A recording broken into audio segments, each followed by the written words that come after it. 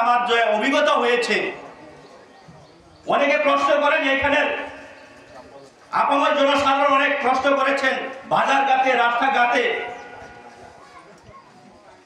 কেন্দ্র সরকার চালাচ্ছে বিজেপি সরকার, রাজ্য সরকার চালাচ্ছে বিজেপি তীব্রামথা সরকার, আইপিএফটি সরকার, কিন্তু আমাদের এই চণ্ডীপুরে তীব্রামথা এবং বিজেপি আলাদা আলাদা ভাবে এখানে প্রতিদ্বন্দ্বিতা করছেন। কাজেই প্রশ্ন হবে, কাজের সম্মান কাছাড়ায়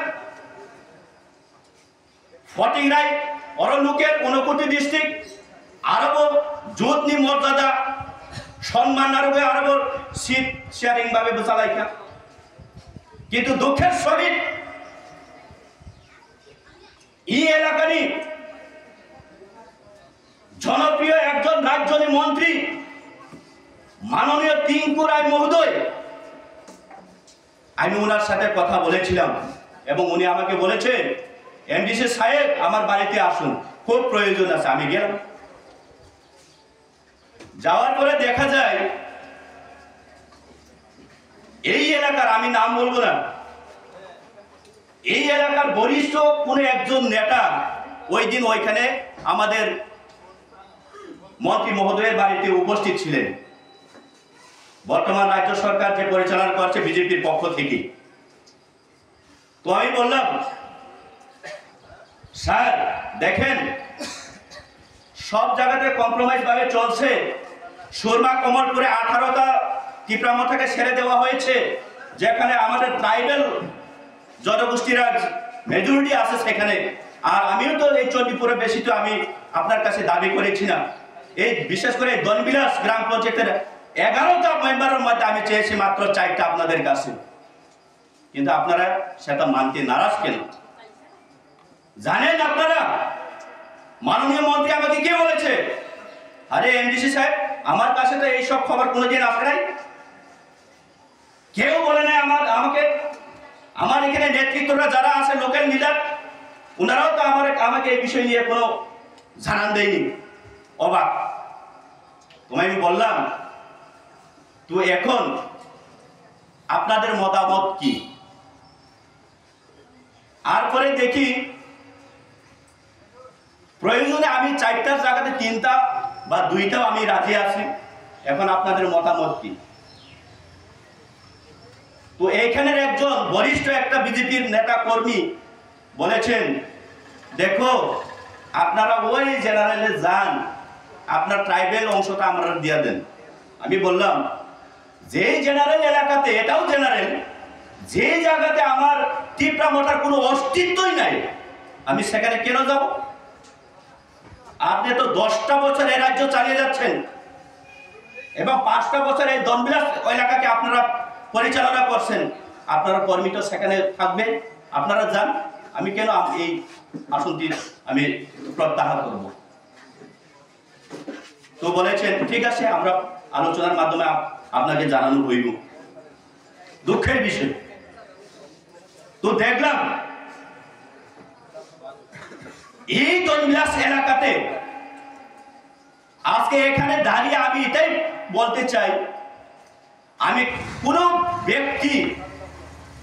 ব্যক্তির বিরোধিতা করছি না এবং কোনো পার্টির বিরোধিতা করে আমি বলতে চাই না।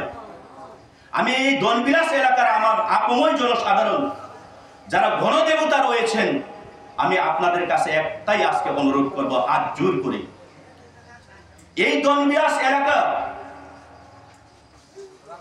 আপনারা যদি সঠিক মূল্যায়ন বা করতে চান, সঠিক ফ্যাসিলিটি গভর্নমেন্টের যা যা পর্যায়ে যা যা বিষয়ে আপনাদেরকে এখানে টাকা পাঠানো হচ্ছে, উন্নতির সাথে আপনাদেরকে যে যে বাজেয়াপ্ত দেওয়া হচ্ছে, সেটাকে যদি আপনারা সঠিক মূল্যায়ন করতে চান, তাহলে আপনারা আপনার এই বিজেপি ফ্ল্যাগ, এই সিপিআইএম এর ফ্ল্যাগ, এই কংগ্রেসের ফ্ল্যাগ, এই মথার ফ্ল্যাগকে আপনারা পিছিয়ে রাখিয়ে সঠিক ব্যক্তিকে আপনারা মতদান করুন, ভোট দান করুন এবং আপনারা সঠিকভাবে এই দলগুলোকে পরিচালনা করুন।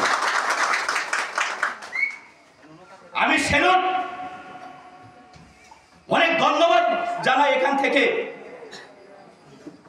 এই রাজ্যের এই দনগাছ গ্রাম পঞ্চায়েতের বরিষ্ঠ যে নেতা, যে পরিচালনা করছেন দীর্ঘদিন ধরে, উনার বিরুদ্ধে বর্তমান রাজ্য সরকারের এই পার্টির পক্ষ থেকে ইন্ডিপেন্ডেন্ট তিনটা নমিনেশন দাখিল করেছেন। আমি তাদের সাথেও কথা বলছি, আমি ধন্যবাদ জানাই ওদেরকে।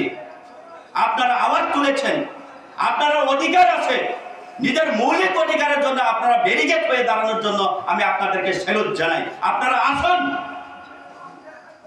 ইলেকশনের পরে আমরা একত্রিতভাবে এই পঞ্চায়েত গঠন করে আমরা